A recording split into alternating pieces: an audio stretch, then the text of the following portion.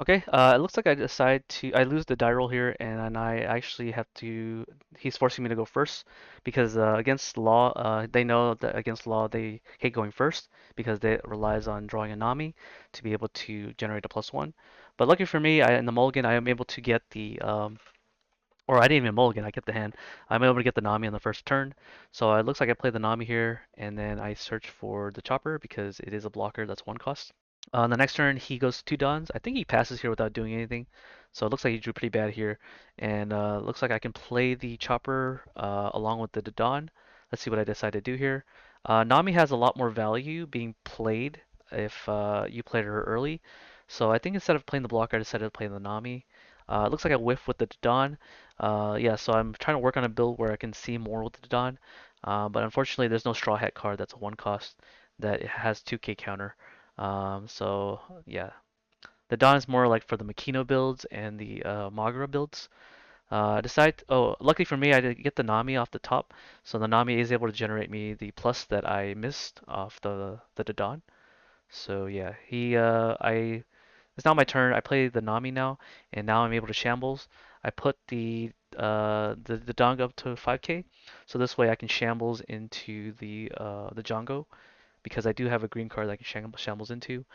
He plays a Perspiro off the life, so Django's able to rest himself if he wants, but I'm not going to do that because I don't have any blocker. And so I attach 2 Dons using the 2 Namis on board because Nami's basically a walking Luffy leader. Okay, so now he goes up to a 6 here, and so he can play. It looks like he doesn't play any of the vanilla Perspiro or the Randolph. So he decides to play the pudding. The pudding was pretty late for him. He didn't open it in his opening hand, so he decided to, or he didn't decide it, but he found the pudding to be played on his what is it, third turn. So pretty bad on his part. I'm most likely gonna take this damage because Katakuri swinging for 8 is really hard to counter out. So yeah, I'm just gonna take the damage here. If I do see a Chew in my trigger, I'm probably gonna keep it in my opening. I'm just gonna keep it in my hand as opposed to playing it because there's nothing in rest mode. Looks like I get the Django off my life. He's going to attack with Perspiro. I'm going to counter out here. And then now I can shambles away my card. Attack for 7 here to the Perspiro. And now he has to counter out 8 in order to save it. He's not going to do that. He's going to allow it to die because I do have the leader ability, the leader attack. So I shambles away the Nami to either rest one of the Brulés. I think I go for the resting so that I can go after the Brule. Let's see if he counters out here to protect the Brule. I personally would let the Brule die here. There's no need to do protect it because my law can go after it.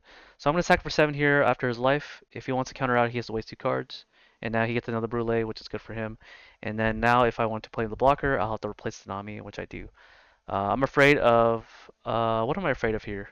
I guess there was no reason to play the chopper here, but maybe he's gonna bump up that Sanji really high, and I won't be able to stop the attack. So the Django here is all both in rest mode. They're all clear threats against the Katakuri. So he doesn't have anything he can use to attack me with that's really decent, such as Big Mom, Katakuri, or even the 7-drop Big Mom. He's gonna waste 4 Dons to play the Sanji. So he's gonna go wall up again. He's gonna use the Sanji here to attack for 5. I can easily counter this out. Most likely gonna, yeah, I give the Kuro. I should have gave up the Dodon here actually because I don't need to play the Dodon anymore because I do have the Namis. So no need to play I shouldn't have played the Kuro. He swings for 5 again, so it looks like he wants to use his remaining Dons for counter power to play maybe Thunderbolt. So I attack with the 5k first in case he tries to Thunderbolt me. He plays the Sovereignty to recover a life, or no, to bump him up to 11. I attack for again for 7, and he's tapped out this way, so now he has to take either block this attack or waste 2 cards out of his hand. I do have the ability to shambles if I want to, but I'm just going to go straight for his life and start wasting cards out of his hand. He blocks with Brule here, and then I attach Dawn to Nami, or Shambles, I'm sorry, to Chu to clear the Sanji. And then I believe I passed turn with 3 Dons open, so I wasn't efficient with my Dons, but that's fine because I want him to waste cards out of his hand rather than to actually take the damage. So that's kind of the idea here. Yeah, so he plays the Katakuri here. He has the option to place one of my characters back to my life. Instead, he chooses to put Pudding on top.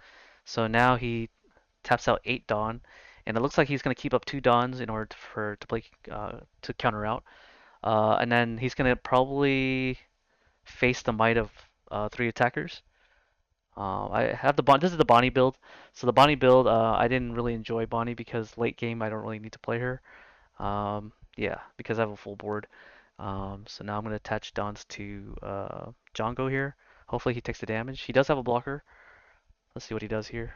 I would take the damage if I was him because there's no need to counter out of this. Unless he has a lot of big moms in his hand. Looks like he uses the Sovereignty to counter out. And I'm going to attach 2 more Dons to, or I'm going to Shambles for a blocker. And then I'm gonna put a lot of Dawn underneath Law because Law is gonna be going in hard. So here I think I made a mistake. Maybe I should have attached 2 Dawns to the Chew here, and then attack for 5 because that does more damage. Either he takes the damage or he counters out a 1 card, and then I put the remaining Dawn, and he was always taking this attack because there's no way he uh, tries to counter out all of 11. So yeah, I should have put 2 Dawns underneath Chew, and then attack with him. But now Chew is just sitting there doing nothing for me. Okay, so I pass turn, most likely, and then now it's his turn. He now has 6, and then he can easily play his Big Mom, the 10 drop Big Mom, attack with the Katakuri, and then try to like go for board control here. I do have 2 blockers, so it's going to be hard for him to actually clear my Jongos, as Yellow has a really hard time removing bodies off the board, unless they have Thunderbolt in their hand. And if they're playing the Thunderbolt, they're not playing the Big Mom for the turn, which is good for me. Okay, he plays the Rush Karakuri. Normally I would keep the Rush Karakuri in my hand just so that I have the element of surprise on my hand, but he decides to develop the Karakuri first, so I think that's incorrect. This way I can calculate how to like navigate the situation better, because nobody plays the Rush Karakuri, and if in the off chance that I don't know, which I didn't, I was gonna lose a lot of life in the process. But anyways, he still has the Karakuri attack, and he still has Sanji to go after my Django. He attaches it on to Karakuri, and now he's going to either swing into the Django or my life. He's going to go after the Django. I'm going to block here because that's going to be his last attack. Unless he wants to put Dawn underneath Sanji. I don't think he's going to do it because that would make him waste a blocker. And blockers are probably more valuable. No, it is more valuable than not having a blocker. Place the Pudding here. I disagree with this one. Pudding is not going to see you much play. So he gets the 2K counter here. So lucky for him, he was able to see the 2K, I guess. I see the Bonnie. I search for the unblockable. And now that I have the Bonnie, I'm able to do a lot of damage. Because now he's forced to use the Sanji here on my attacks. Because he's not going to be able to use it later on. So I swing for 7 here. And he can use any 1K, 1 costed Dawn to get out of this. He takes the damage here. And then he locks one of my attacks. So I shambles here into the Luffy, put the two down underneath Luffy and I attack. Let's see if he can block out of this attack. And I still have the Django attack and as well as the Luffy. So if he does counter out of this, I'm able to at least force him to block. So I swing with the Django here. If he blocks, great. If he doesn't, then he doesn't. So it looks like he's gonna block with the Sanji here, and then most likely I'm gonna attack with the Law, and then he's gonna be able to counter out because there's no way that those 3 remaining cards are cards that he can't counter with. Okay, he blocks with Sanji, and I swing for 5 here, and then he counters out. Yep. So he gets another turn here. Let's see if I can survive 3 attacks, including the potential pudding. He plays the big bomb here, so I don't agree with playing the big bomb here because it's really easy for him to take off 1 life off me, but the recovery is not going to matter because he won't be able to counter out of that attack. So, and he does the attack order wrong. He should have swung in with the 8 drop last and swung in with the 5k first because I'm going to counter out the Chew, and then from there, with the 2 life I have left, he should have attacked with the uh, well, I was going to counter out the Chew, and then if he attacks with the Rush Karkuri, I won't be able to counter out of that attack, so I take the damage, and then if he attacks with the 8, I guess I still survive. So yeah, I guess he didn't misplay. He just misplayed by playing the Linlet because the Linlet only did one damage to me. Oh no, I lied. I only had one life left. So because I only had one life left, he should have swung in with Katakuri. I counter out the Chew. Then he attacks for six. I take the damage, and that damage would have been a 1k, I believe it was.